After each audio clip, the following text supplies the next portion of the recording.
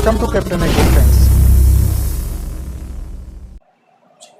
Welcome to Captain Agro. Captain Agro के इस मंच पर आज हम आपका स्वागत करते हैं। ठीक है, ध्यान देना, एक नए टॉपिक के साथ यहां से हम मिले हैं और एक नए टॉपिक है हमारे पास ऑर्गेनिक केमिस्ट्री भी। ठीक है, ऑर्गेनिक केमिस्ट्री का सिंपल इंट्रोडक्शन है और इसके सिंपल इंट्रोडक्शन से भी यानी कि jet exam, jet ICR, BHU के अंदर क्वेश्चन वगैरह पूछ लिए जाते हैं भी। ठीक है, ऑर्गेनिक केमिस्ट्री की यहां से अपन ने शुरुआत की है और ऑर्गेनिक केमिस्ट्री में सबसे पहले लेते हैं हम इसका सिंपल इंट्रोडक्शन लेते हैं अभी। क्लियर, यहां से ध्यान दें, यदि ऑर्गेनिक केमिस्ट्री की हम बात करेंगे तो ध्यान से ध्यान दें, ऑर्गेनिक केमिस्ट्री की बात की जाती है तो ऑर्गेनिक केमिस्ट्री क्या होती है, यहां से study of organic matter.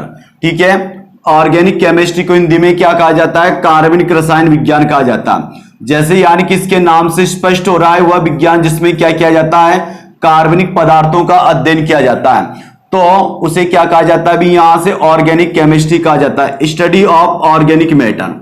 Clear बात, उसे क्या कहा जाता है, स्टडी ऑफ ऑर्गेनिक मैटर, जिसमें क्या किया जाता है, कार्बनिक पदार्थों का अध्ययन किया जाता है। क्लियर बात। अब आप यहां से ध्यान देना, सबसे पहले यानी कि अगर इसके फादर ऑफ ऑर्गेनिक केमिस्ट्री, जो ऑर्गेनिक केमिस्ट्री का फादर कौन है भी, यहां से फ्रेडरिक वॉलर है भी। ठीक है, फ्रेडरिक वॉलर या फिर फ्रेडरिक वॉलर भी कह दिया जाता है भी। ठीक है, अब आप यहां से ध्यान देना भी, जो फ्रेडरिक वॉलर है तो इस फ्रेडरिक वॉलर को क्या कहा जाता है, कार्बनिक रसायन विज्ञान का क्या कहा जाता है, इसे जनक कहा जाता है। अब इन्होंने क्या किया था, सबसे पहले का ऑर्गेनिक केमिस्ट्री का निर्माण किया था और ऑर्गेनिक केमिस्ट्री में कार्बनिक रसायन विज्ञान में जो प्रथम कार्बनिक उत्पाद है यूरिया, तो उसका क्या किया था, यहां से फॉर्मेशन किया था। ठीक है, इन्होंने क्या किया, इसके लिए यहां से अगर बात करें तो NH4 का उल्टवाइज SO4, यहां से अमोनियम सल्फेट प्लस यहां से किसका यूज किया, KCNO का यूज किया भी, है ना, यहां से पोटेशियम साइनेट का यूज किया और यहां से इनकी अभिक्रियाएं करवाई, तो ये क्या होता है, यहां से दो भागों में टूट जाता है और ये NH4 प्लस और क्या होता है, SO4-2, ये भी क्या होता है, यहां से दो भागों में टूट जाता है, K प्लस और यहां से क्या होता है, CNO- होता है। अब हम एक बात जानते हैं कि अभिक्रियाएं किनके मध्य होती है, प्लस और माइनस के मध्य होती है। यहां से क्या किया जाता है, इसको हीट किया जा रहा है भी है। क्लियर बात। अब यहां से ध्यान देना, जो प्लस वाला होता है माइनस वाले के साथ मिलता है और माइनस वाला किसके साथ मिलता है भी, प्लस वाले के साथ मिलता है और यहां से क्या बन जाता है भी, ये NH4CNO बन जाता है। क्लियर बात, क्या बन जाता है भी, यहां से NH4CNO बन जाता है। नाम क्या होता है इसका, यहां से अमोनियम साइनेट होता है, यहां से K+1 है और SO4-2 के साथ, तो फिर इधर आकर यहां से क्या बन जाता है, K2SO4 बन जाता है भी। ठीक है, तो उसे क्या कहा जाता है, यहां से पोटेशियम सल्फेट कहा जाता है। क्लियर बात। अब ये देखिए, यहां से इन्होंने ये देखिए, ध्यान देना भाई, बोर्ड पर अमोनियम साइनेट को क्या किया, इन्होंने वापस यानी कि गर्म किया भी, यहां से हीट किया और ये क्या होता है, यहां से इनऑर्गेनिक मैटर होता है। यहां से बात की जाए तो यहां से क्या होता है भी, इनऑर्गेनिक मैटर होता है। कहने का मतलब यहां से क्या होता है, अकार्बनिक पदार्थ होता है भी। ठीक है, यहां से क्या होगा, ये अकार्बनिक पदार्थ होता है, जिसे क्या कहा जाता है, यहां से इसका नाम है अमोनियम साइनेट है भी। ठीक है, क्या नाम इसका, यहां से अमोनियम साइनेट है।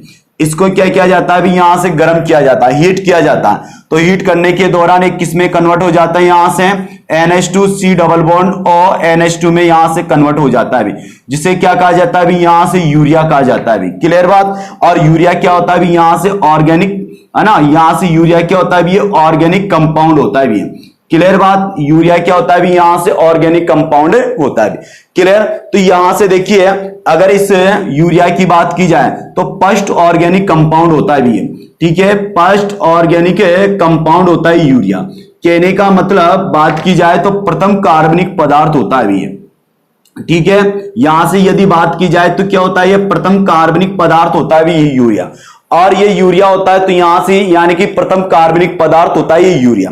तो आज भी यानी कि जो मनुष्य को क्या कहा जाता है, यूरियोटेलिक प्राणी कहा जाता है। क्यों? क्योंकि मनुष्य क्या करता है, यहां से यूरिया का उत्सर्जन करता है और आज भी यानी कि उसके यूरिन में 1 से 2% मात्रा किसकी पाई जाती है, यहां से यूरिया की पाई जाती है। तो इन्होंने क्या किया, सबसे पहले ऑर्गेनिक केमिस्ट्री में स्टडी ऑफ ऑर्गेनिक मैटर, कार्बनिक पदार्थों का अध्ययन करना, और यहां से फादर क्या कहलाता है, फ्रेडरिक वॉलर है इसका भी फादर, और यहां से इन्होंने इस ऑर्गेनिक मैटर का निर्माण करने के लिए 2 रिएक्शनें करवाई। सबसे पहले अमोनियम सल्फेट और KCNO, तो अमोनियम सल्फेट दो भागों में टूटेगा, NH4 प्लस और SO4 माइनस 2।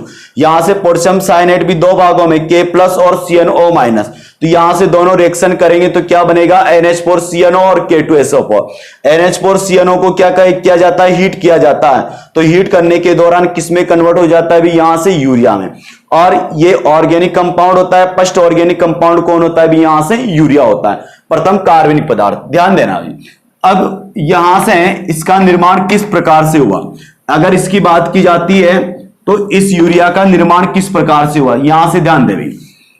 सबसे पहले क्या होता है, यहां से जैव शक्तिवाद सिद्धांत का प्रतिपादन, जैव शक्तिवाद सिद्धांत, ठीक है। एक सिद्धांत आता है यहां से, जैव शक्तिवाद सिद्धांत आता है, ठीक है भाई। यहां से बायोफोर्स थ्योरी आती है यहां से, ठीक है। यहां से इसे कहा जाता है बायोफोर्स थ्योरी आती है। और इस सिद्धांत का जो प्रतिपादन किसने किया था भी, यहां से बर्जीलियस ने किया था भी, ठीक है। किसने किया था भी, यहां से बर्जीलियस ने किया था। और बर्जीलियस को क्या कहा जाता है, तत्वों यानी कि तत्वों की प्रणाली का आधुनिक तत्वों की आधुनिक प्रणाली का जन्मदाता, ठीक है। आधुनिक प्रणाली का जन्मदाता कहा जाता है, प्रणाली का जन्मदाता किसे, बर्जीलियस को। आधुनिक तत्वों की आधुनिक प्रणाली का जन्मदाता क्यों, क्योंकि यहां से ध्यान देना, अगर मैं हाइड्रोजन को लिखूंगा तो H प्रतीक से प्रतीक करूंगा मैं, लिथियम को लिखूंगा तो Li से, बेरिलियम को लिखूंगा B से। तो यहां से इसके बारे में सबसे पहले किसने बताया था, बर्जीलियस ने बताया था।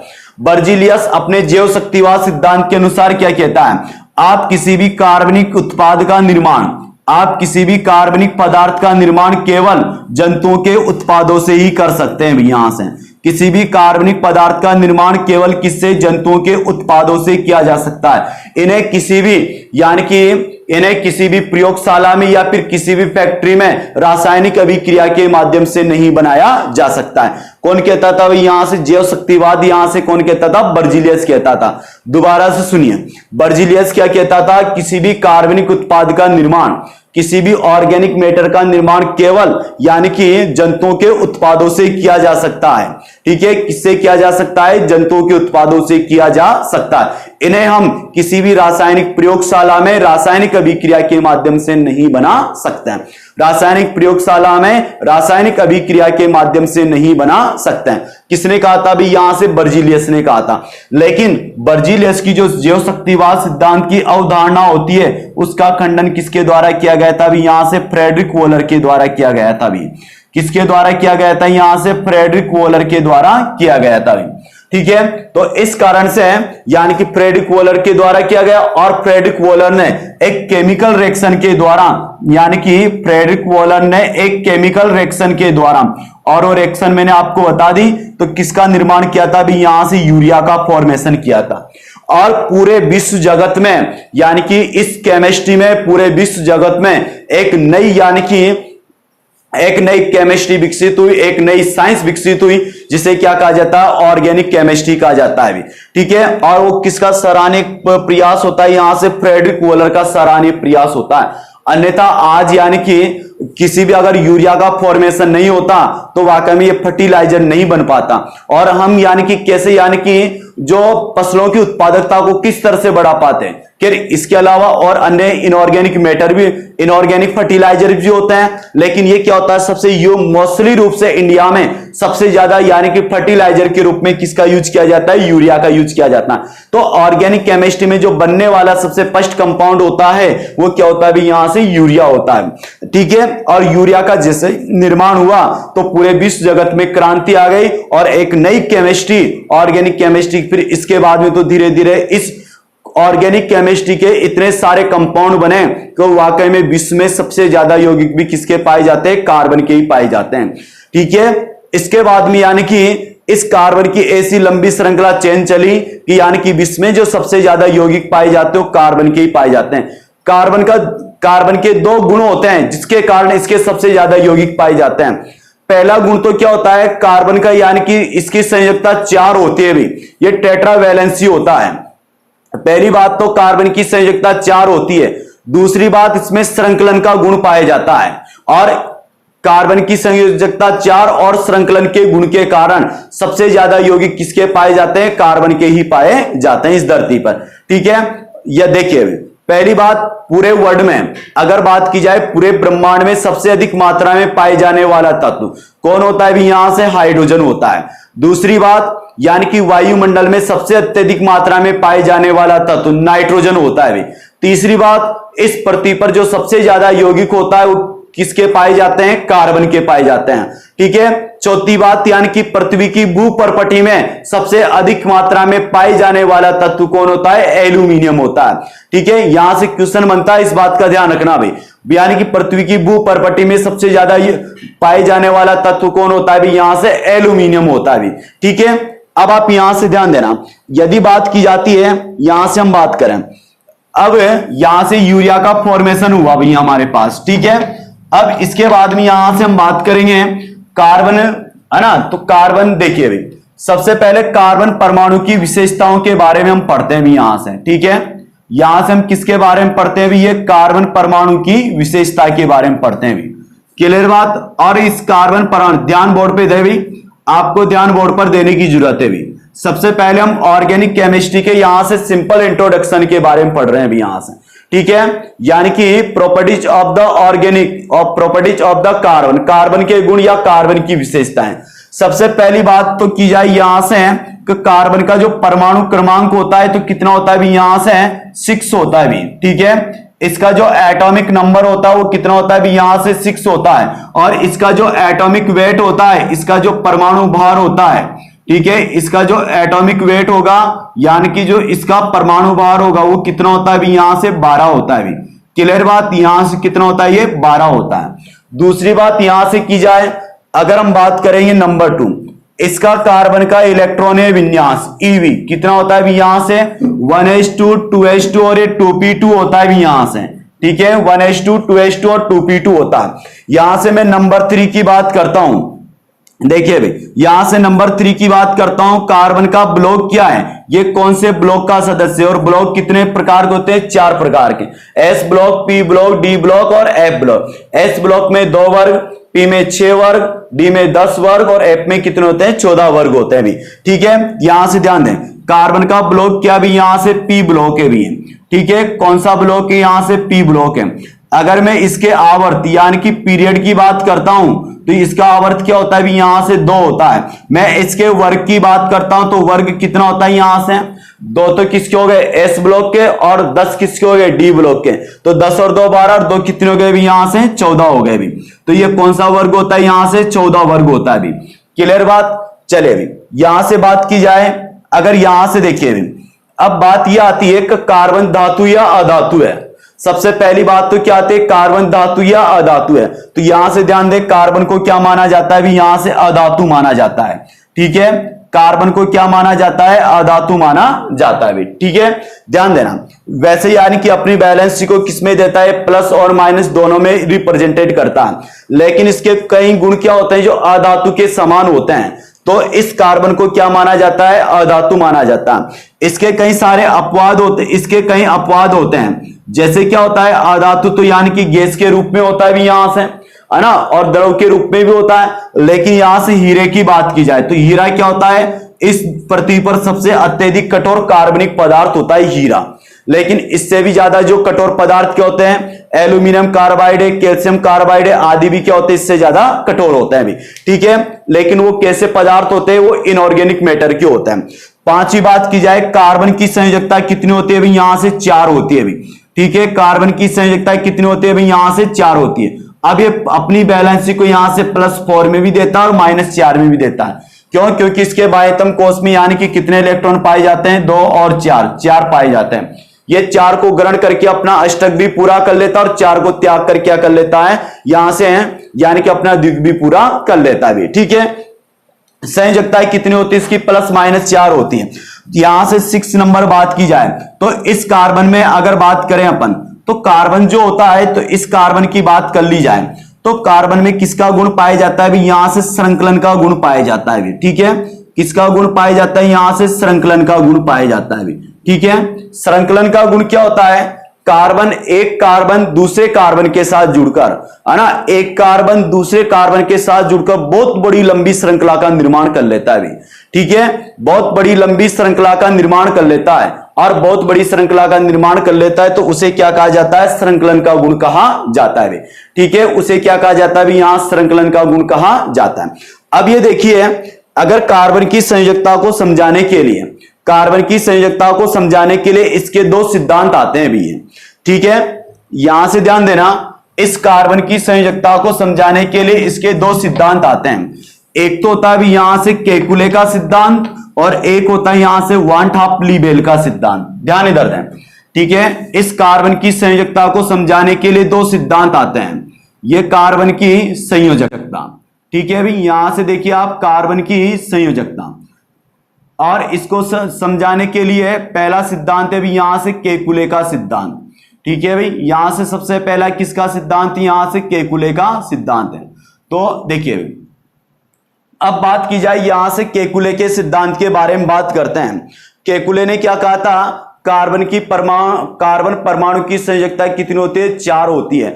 अर्थात ये क्या होता है भी यहां से चतुसंयोजी होता है।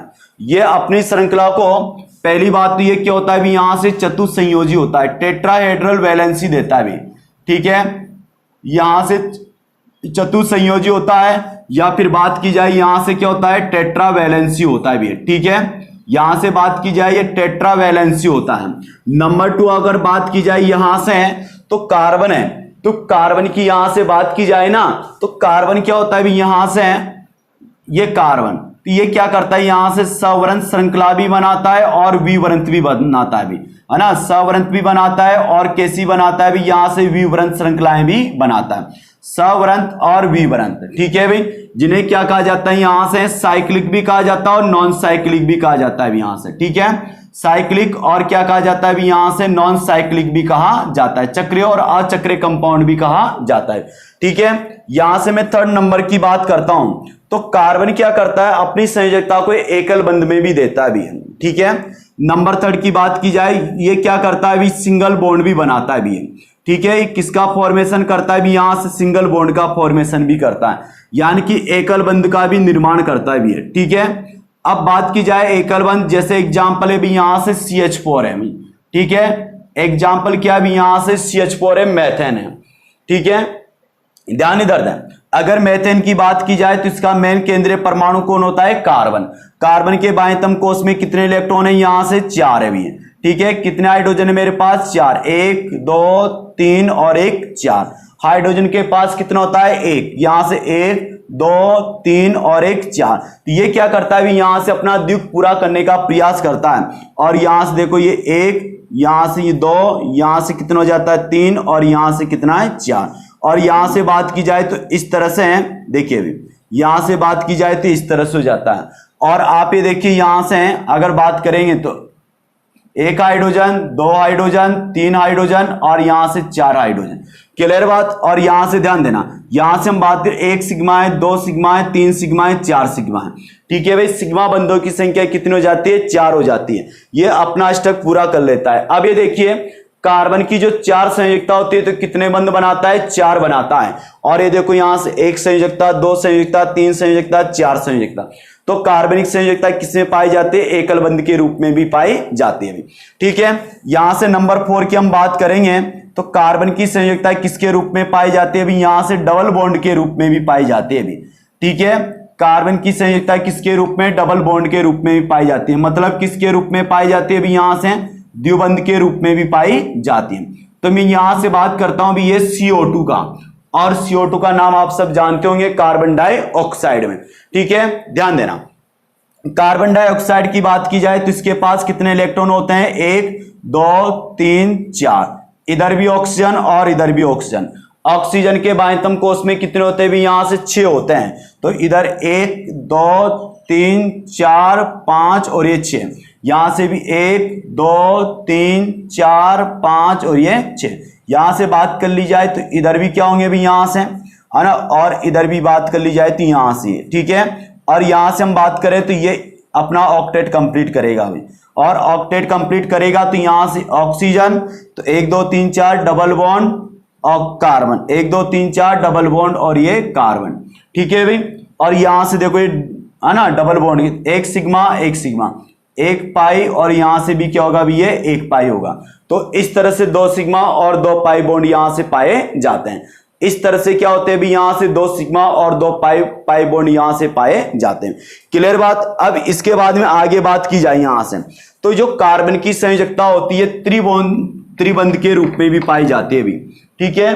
कार्बन की जो संयोजकता होती है किसके रूप में पाई जाती है भी, यहां से त्रिबंध के रूप में भी पाई जाती है। तो यहां से देखो हम बात करते हैं, तो देखिए तो यहां से 5वें पॉइंट के बारे में HCN, ठीक है। यहां से बात की जाती है HCN की बात की जाती है। तो HCN का क्या नाम होता है, हाइड्रोजन साइनाइड होता है भी है। क्लियर बात। यहां से क्या होता है, हाइड्रोजन साइनाइड होता है। तो देखिए भाई कार्बन की जो बैलेंसी होती है वो कार्बन कार्बन के मध्य एकल बंध के रूप में, कार्बन कार्बन के मध्य द्विबंध के रूप में, और कार्बन कार्बन के मध्य किसमें पाई जाती है, त्रिबंध के रूप में पाई जाती है। क्लियर बात। देखिए ध्यान देने की जरूरत है। अगर यानी कि अगर आप इस पर बोर्ड पर ध्यान नहीं देंगे, अगर आप हर एक टॉपिक पर ध्यान नहीं देंगे तो आप ये सीख नहीं पाएंगे। इसमें कई बच्चों के कमेंट वगैरह भी आते हैं, तो हम ये देखते रहते हैं, वो ये पूछते हैं सर क्लास कब खत्म होगी, मतलब क्लास में आने से पहले क्या करते हैं वो टाइम पूछते हैं, सर क्लास कब खत्म होगी, सर क्लास कब खत्म होगी, कितने टाइम तक लगेगी। अरे भाई अगर पढ़ना ही नहीं होता है ना तो यानी कि मत आया करो क्लास में। अगर जिन बच्चों को पढ़ना होता है ना तो बच्चे निश्चित रूप से आते हैं, ठीक है भाई, है ना, वो बच्चे निश्चित रूप से आते हैं। कई बार हम कमेंट में पढ़ते रहते हैं तो बातें करने लग जाते हैं, ऐसा बिल्कुल नहीं होना चाहिए। एक आपको यानी कि इस जैसे यानी कि इस समय में यानी कि टीचर आपको यानी कि बिल्कुल हम आपको यानी कि वीडियो फ्री यानी प्रोवाइड करवा रहे हैं, और आप ये देखिए यानी कि क्या होता है कि फ्री की जो चीज होती है ना बहुत ही कम बच्चों के पच पाती है, और पचती भी उनके जो मेहनत करते हैं वाकई में, है ना। ऐसा नहीं कि यानी कि डायरेक्ट ही मिल जाए भाई। जब भी पढ़ो तो कॉपी किताब अपने साथ में लेकर बैठा करो भाई, ठीक है, और कॉपी किताब और उसके पूरे नोट्स वगैरह बनाओगे जब जाके यानी को मैटर कंप्लीट होगा भाई। इस तरह से यानी कि ये केमिस्ट्री इस तरह से यहां से कंप्लीट होने वाली नहीं है, इस तरह ध्यान देना भाई, ठीक है। तो यहां से हाइड्रोजन साइनाइड होता है, तो यहां से HC और ये N हो जाता है। कार्बन का परमाणु क्रमांक 1 2 3 और 1 ये, ठीक है भाई। और यहां से इसका कितना होता है, इसके बाह्यतम कोश में 1 2 3 4 और ये 5, ठीक है, और 1 इसके पास। बात करेंगे यहां से इसके पास भी कितने हो गए भी, यहां से 8 हो गए, इसके पास भी कितने हो गए भी, यहां से 8 हो गए, और इसके पास भी कितने हो गए भी, यहां से 2 हो गए। यहां से बात की जाती है तो ये देखो HC और ट्रिपल बॉन्ड यहां से N, तो 1 सिग्मा 2 पाई और यहां से 1 सिग्मा, तो इस तरह से हो जाता है। तो कहने का मतलब क्या है, कार्बन और कार्बन की बैलेंसी यहां से किसके रूप में पाई जाती है, सिंगल बॉन्ड के रूप में, डबल बॉन्ड के रूप में, ट्रिपल बॉन्ड के रूप में पाई जाती है। लेकिन कभी भी ध्यान देना, जैसे बात की जाए कार्बन और कार्बन के मध्य सिंगल बॉन्ड बन सकता है भी, यहां से ध्यान देना, कार्बन और कार्बन के मध्य में क्या बन सकता है, डबल बॉन्ड भी बन सकता है। और यहां से बात की जाए तो कार्बन और कार्बन के मध्य में ट्रिपल बॉन्ड भी बन सकता है। और यहां से ध्यान देना, कार्बन और कार्बन के मध्य में एक साथ कभी भी 4 बॉन्ड नहीं बन सकते हैं। इस कारण से C2 अणु का कभी भी निर्माण नहीं होता है, इस कारण से C2 अणु का कभी भी निर्माण नहीं होता है, ठीक है भाई। तो यहां से देखो एकल बॉन्ड भी बनेगा, डबल बॉन्ड भी बनेगा, ट्रिपल बॉन्ड भी बनेगा, और यहां से क्या बनेगा, ये यानी कि कार्बन और कार्बन के मध्य में 4 बॉन्ड नहीं बनते हैं। क्लियर बात। सुनिए भैया, अब यहां से बात की जाती है तो केकुले का सिद्धांत हुआ, और केकुले ने यही समझाया था कि कार्बन और कार्बन अपनी बैलेंसी को सिंगल बॉन्ड में, डबल बॉन्ड में, ट्रिपल बॉन्ड में, इनमें यानी कि प्रेजेंट करता है। और ज्यादा कुछ नहीं समझाया इस केकुले ना, और ज्यादा यानी कि पढ़ने से कोई फायदा भी नहीं है, जेट एग्जाम में कोई ज्यादा इंपोर्टेंस भी नहीं रखता है, ठीक है। नंबर 2 होता है भी यहां से वांट ऑफ ली बेल का सिद्धांत होता है, ठीक है। नंबर 2 क्या होता है भी, यहां से वांट ऑफ ली बेल का सिद्धांत होता है। वांट ऑफ ली बेल के सिद्धांत में भी देखो इसने यानी कि 3 संरचनाएं यानी कि इंपोर्टेंट रूप से दी थी भी, यहां से वांट ऑफ ली बेल ने क्या दी थी भी, यहां से 3 संरचनाएं इंपोर्टेंट रूप से दी थी। पहली संरचना क्या थी भी, यहां से वर्ग समतलीय थी भी, ठीक है। ये देखिए भी यहां से देखो आप, तो पहली जो स्ट्रक्चर थी भी यहां से वर्ग समतलीय थी भी, ठीक है। ध्यान बोर्ड पे बनाए रखना, ये लो, ठीक है। यहां से A और यहां से भी A, यहां से ये B और यहां से भी क्या हो गया है, B हो गया। ये तो क्या भी यहां से वर्ग समतलीय है, स्क्वायर प्लेनर है भी, ठीक है। क्या भी यहां से वर्ग समतलीय स्क्वायर प्लेनर है। इसके बाद हम बात करते हैं यहां से है पिरामिडीय संरचना, पिरामिडल, और पिरामिडीय के अंतर्गत बात की जाती है तो कार्बन, और यहां से एक, और यहां से बात की जाती है तो यहां से हम बात करेंगे ये इस तरह से हो जाता है अभी, क्लियर बात। और ये देखिए यहां से इस तरह से है ना, और यहां से हम बात करेंगे तो ये इस तरह से और इस तरह से हो जाता है अभी, ठीक है। और यहां से देखो आप इस तरह से, और ये बन जाता है ये ए, यहां से बी, और यहां से भी ए और ए बी, यहां से क्या हो जाती है, ये पिरामिडीय हो जाती है, ठीक है।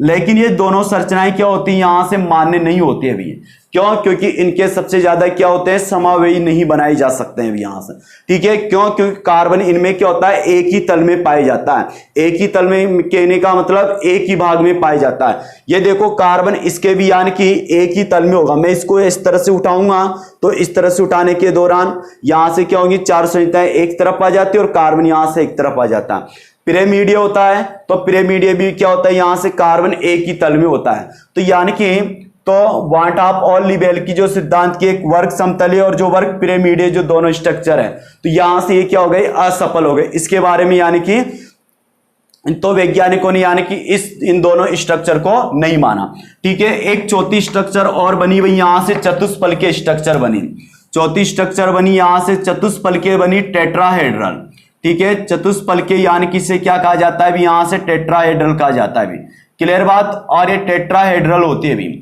तो आप ये देखिए ये कार्बन है, इसके कितने बंद है भी, यहां से 4, तो यहां से 1, यहां से 2, यहां से 3 और एक यहां से 4।